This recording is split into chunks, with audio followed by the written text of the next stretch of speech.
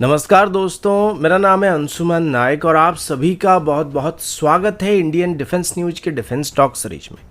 जहां पर हम रोज नए नए डिफेंस अपडेट्स के बारे में बात करते हैं। तो चलिए देर ना करते हुए आज की वीडियो शुरू करते हैं।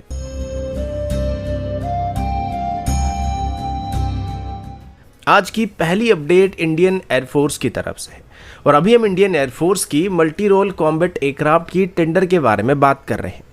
ये टेंडर पिछले 20 सालों से फाइनल नहीं हो पा रहा है, जिस वजह से अभी इंडियन एयरफोर्स की स्क्वाड्रन स्ट्रेंथ 42 के बदले 28 तक रिड्यूस होने वाली है और ये अभी इंडियन एयरफोर्स के लिए एक बहुत ही बड़ी चिंता बन चुकी है। और इसी वजह से अभी डिफेंस मिनिस्ट्री की तरफ से इंडियन एयरफोर्स की घट रही स्क्वाड्रन स्ट्रेंथ को मेकअप करने के लिए एक स्पेशल कमेटी को सेटअप करने का फैसला किया गया है, जो कि इंडियन एयरफोर्स की सारे पेंडिंग पड़े हुए डिफेंस डील को फाइनल करने का काम करने वाली है। फिलहाल के लिए डिफेंस मिनिस्ट्री की तरफ से अभी मल्टी रोल कॉम्बैट एयरक्राफ्ट की टेंडर के बदले इमरजेंसी को ध्यान में रखते हुए डायरेक्टली फाइटर जेट को खरीदने के बारे में विचार किया जा रहा है। और अभी जो स्पेशल कमेटी तैयार किया जाने वाला है, ये कमेटी अभी दो अलग अलग ऑप्शन पर विचार करने वाली है। पहले ऑप्शन के तौर पर अभी फ्रांस से डायरेक्टली 36 रफाल को खरीदने के बारे में सोचा जा रहा है, जो कि रफाल की F4 वेरिएंट्स होने वाले और इनको अभी एक गवर्नमेंट टू गवर्नमेंट डील के अंदर फाइनल करने का प्रपोजल दिया गया है। और दूसरे ऑप्शन के तौर पर अभी 4.5 जनरेशन फाइटर जेट के बदले 5th जनरेशन फाइटर जेट को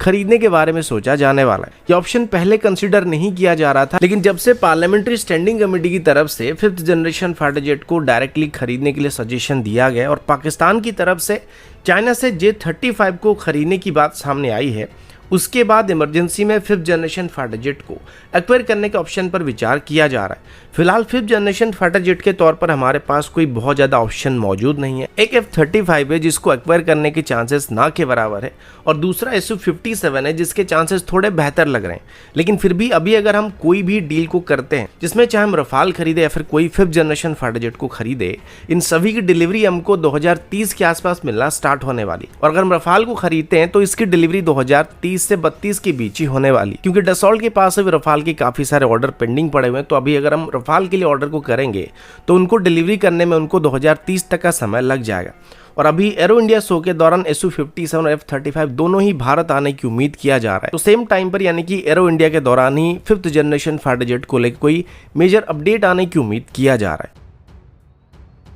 अगला अपडेट डीआरडीओ के UAV launch precision guided missile ULPGM version 3 को लेकर है। डीआरडीओ अनमैन्ड एरियल वॉरफेयर के फील्ड में एक और बड़ी कामयाबी की तरफ बढ़ रहा है। सुनने को मिला कि जल्दी ही डीआरडीओ की तरफ से डेवलप किए गए ULPGM वर्जन 3 के ट्रायल स्टार्ट होने वाले हैं। ये लेटेस्ट वेरिएंट अपने पुराने वर्जन्स के मुकाबले काफ़ी एडवांस होने वाला है और भारत को डिफेंस टेक्नोलॉजी के मामले में आत्मनिर्भर बनाने के लिए एक और बड़ा स्टेप होने वाला है। अगर ULPGM वर्जन 3 की बात करें तो ये मिसाइल एक मेजर अपग्रेड के साथ आई है, जिसमें इसकी रेंज, प्रिसिशन और एडेप्टेबिलिटी में काफ़ी सारे सुधार किए गए हैं। इसका डेवलपमेंट डीआरडीओ और अदानी डिफेंस के बीच एक कोलैबोरेशन के तौर पर स्टार्ट किया गया था, जिसमें डेवलपमेंट का मेजर काम डीआरडीओ की तरफ से किया जा रहा था, जबकि मैन्युफैक्चरिंग का काम अदानी डिफेंस की तरफ से देखा जाने वाला है। इसकी ट्रायल की बात करें या टेस्ट की बात करें तो इसे टेस्ट करने के लिए डीआरडीओ की तरफ से अभी एक हेक्साकॉप्टर टाइप की यूएवी को सिलेक्ट किया गया, जिसमें से सबसे पहले इसको फायर किया जाएगा। इससे पहले भी इस टाइप की दो और वेरिएंट को डेवलप किया जा चुका है, जिसमें से एक का नाम ULPGM वर्जन 1 और दूसरे का नाम वर्जन 2 रखा गया था, जिनकी रेंज 2 किलोमीटर 4 किलोमीटर तक थे। लेकिन अभी टेस्ट किए जाने वाले वर्जन 3 का रेंज 10 किलोमीटर तक होने की बात की गई है। इन सभी वेपन को किसी हेक्साकॉप्टर टाइप की यूएवी से लॉन्च किया जा सकता है और ये किसी भी तरह के आर्मर टारगेट को आसानी से डिस्ट्रॉय कर सकते हैं, जिस वजह से खास करके इनको दुश्मन के टैंक्स और इन्फेंट्री कॉम्बैट व्हीकल के खिलाफ इस्तेमाल किया जा सकता है। इसके अलावा इसमें इस्तेमाल होने वाले वॉरेट को भी बदला जा सकता है, जिसमें ज़रूरत के हिसाब से हम एंटी पर्सनल और एंटी टैंक वॉरेट को इस्तेमाल कर सकते हैं, जो कि हमें बैटल फील्ड में और भी फ्लेक्सिबिलिटी प्रोवाइड करने वाला है। आज की अगली अपडेट रशिया की 6th generation fighter jet development program को लेकर है। जब से चाइना की तरफ से अपनी 6th जनरेशन फाइटर जेट को डेवलप किया गया और टेस्ट फ्लाइट को कंडक्ट किया गया है, तब से 6th जनरेशन फाइटर जेट को लेकर काफ़ी सारा चर्चा चल रहा है।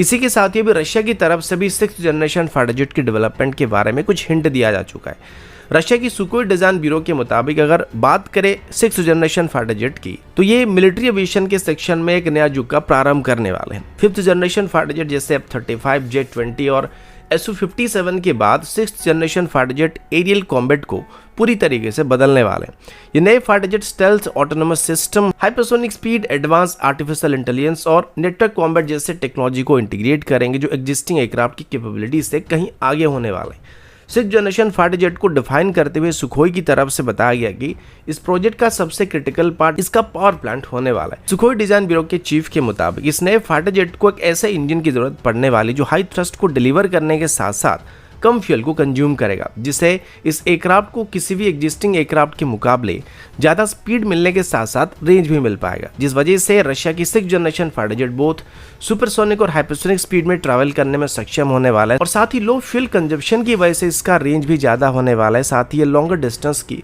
मिशन को भी आराम से करने वाला है और अभी रशिया के लिए इसके लिए एक नए इंजन को डेवलप करना सबसे बड़ा चैलेंज होने वाला है, क्योंकि एक ऐसे इंजन को डेवलप करना जो ज़्यादा थ्रस्ट को देने के साथ साथ कम फ्यूल को कंज्यूम करेगा, ये सबसे बड़ा टास्क बनने वाला है। अभी तक इसको रशिया अकेले डेवलप करने वाला या फिर इसमें वो यूरोपियन कंट्रीज की तरह बाकी देशों को इन्वॉल्व करने वाले हैं, इसके बारे में पूरी तरीके से डाटा नहीं दिया गया, लेकिन उम्मीद किया जा रहा है कि इसमें रशिया अपनी फ्रेंडली कंट्रीज को भी शामिल करने के बारे में सोच सकता है, क्योंकि 6th जनरेशन फाइटर जेट को डेवलप करने में काफ़ी सारे इन्वेस्टमेंट की ज़रूरत पड़ती है और पिछले 2 सालों से चले लड़ाई की वजह से रशिया की फाइनेंशियल कंडीशन काफ़ी ख़राब हो चुकी है, जिस वजह से उम्मीद किया जा रहा है कि इसको डेवलप करने के लिए रशिया की तरफ से अपनी फ्रेंडली कंट्रीज के साथ एक कोलैबोरेटिव अप्रोच को अपनाने के बारे में सोचा जा सकता है।